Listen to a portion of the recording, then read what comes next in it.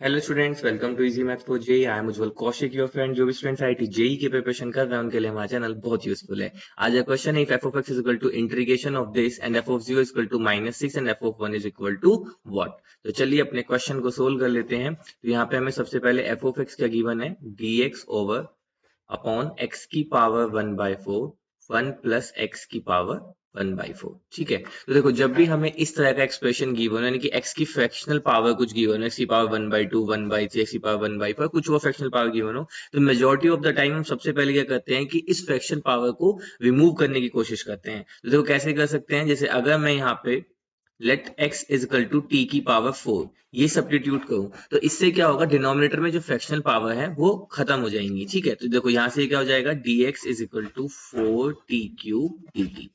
तो चलो अब अगर हम पुट करते हैं तो क्या आ जाएगा, इंटीग्रेशन। अब देखो dx की जगह क्या आ जाएगा, 4t³ dt अपॉन, अब देखो x की पावर 1/4, x की जगह t की पावर 4 रखूंगा तो यानी कि सिर्फ t बच जाएगा, और यहाँ पे ये 1 प्लस टी।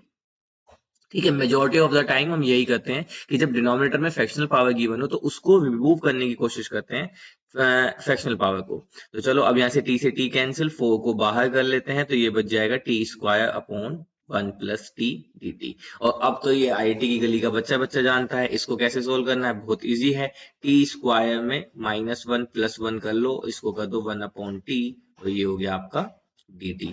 तो इसी इंटीग्रेशन में कंटिन्यू करते हैं, दिस इज इक्वल टू 4। अब देखो इसको लिख लीजिए आप, T square -1 upon 1 plus T dt plus, और 4 को बाहर किया, 4 को यहाँ मल्टीप्लाई कर लेते हैं तो ये हो जाएगा 1 अपॉन 1 प्लस टी dt। ठीक है, तो देखो this is equal to 4 of, अब टी स्क्वायर -1 को कह सकते हैं टी प्लस 1 टी माइनस 1, तो टी प्लस 1 से कैंसिल हो जाएगा तो बच जाएगा सिर्फ T minus 1 dt। Nothing but हमने ए स्क्वायर माइनस बी स्क्वायर का फॉर्मूला यूज किया, ए प्लस बी ए माइनस बी, प्लस यहाँ पे हो गया 4 1 upon 1 plus T D T. अब ये बहुत सिंपल इंटीग्रेशन बन गया है, तो दिस इज इक्वल टू 4। अब देखो टी का इंटीग्रेट करेंगे तो क्या आ जाएगा, this is nothing but T square upon 2, ये हो जाएगा माइनस का टी प्लस 4, और ये हो जाएगा 1 अपॉन टी का लॉग ऑफ टी, मतलब 1 प्लस टी, और यहाँ पे आ जाएगा आपका कांस्टेंट प्लस में सी। ठीक है, तो ये तो आ गया आपका सोल्व करने पे। अब इनिशियल कंडीशन क्या गिवन थी, f of 0 is equal to -6, f of 0 is equal to -6। तो जब इस इनिशियल कंडीशन को हम यूज करेंगे तो यानी कि यहाँ पे ये चल रहा था हमारा, तो लेफ्ट हैंड साइड जाएगा -6, दिस इज इक्वल टू, अब एक्स की जगह पे हम पुट करने वाले हैं 0। अच्छा, तो पहले टी को एक्स में चेंज कर लेते हैं। ठीक है, पहले हम टी को एक्स में चेंज कर लेते हैं, तो यहाँ से ये हो जाएगा, इनिशियल कंडीशन को अभी बाद में यूज कर लेंगे।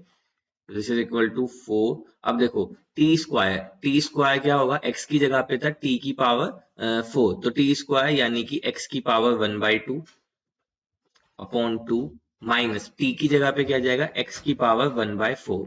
ठीक है, plus 4 of log 1 plus T, T की जगह पे क्या आ जाएगा, एक्स की पावर 1/4 प्लस में आ गया सी। तो देखो यहाँ से बन गया 4 under root x upon 2 minus x की power 1/4 plus log 1 plus x की पावर 1/4 प्लस सी। अब हम इनिशियल कंडीशन, ये हो गया मेरा एफ ऑफ एक्स। अब इनिशियल कंडीशन क्या गिवन थी, f of 0 is equal to -6, यानी कि एक्स की जगह पे 0 पुट करना है, तो ये इनिशियल कंडीशन तो लेफ्ट हैंड साइड में जाएगा -6 4। अब देखो जैसे एक्स की जगह पे 0 पुट करेंगे, 0 minus 0 entire term 0 plus 4 log of 1 plus 0, plus में आ गया सी। तो this is nothing but -c is equal to, ये भी 0 हो गया, log 1 की वैल्यू भी 0, तो यानी कि c की वैल्यू कितनी आ गई, -6। तो यहां से हमारे पास जो f ऑफ x आ गया उसमें c की वैल्यू आ गई -6। तो एक लाइन बचाते हुए मैं डायरेक्ट इस c की जगह पे लिख रहा हूं -6।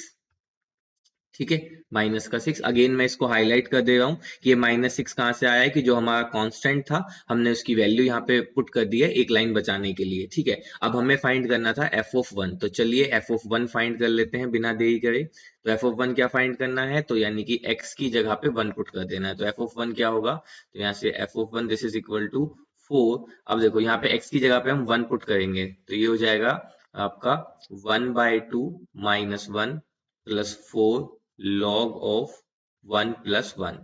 ठीक है, और ये हो गया -6।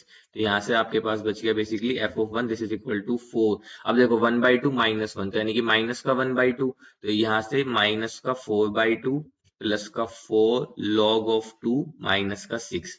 तो ये हो गया f of 1 this is equal to -2 plus का 4 ऑफ log 2 माइनस का 6, तो f ऑफ 1 क्या बन गया 4 log 2 माइनस का 8। तो यहाँ से हम 4 को कॉमन ले सकते हैं, तो ये बन गया log 2 minus 2 and that is our right answer. तो देखते हैं 4 of log 2 minus 2, option 2 is our right answer. If you still have any doubt, you can ask to me into the comment box. Thank you very much. Please subscribe the channel. Be happy.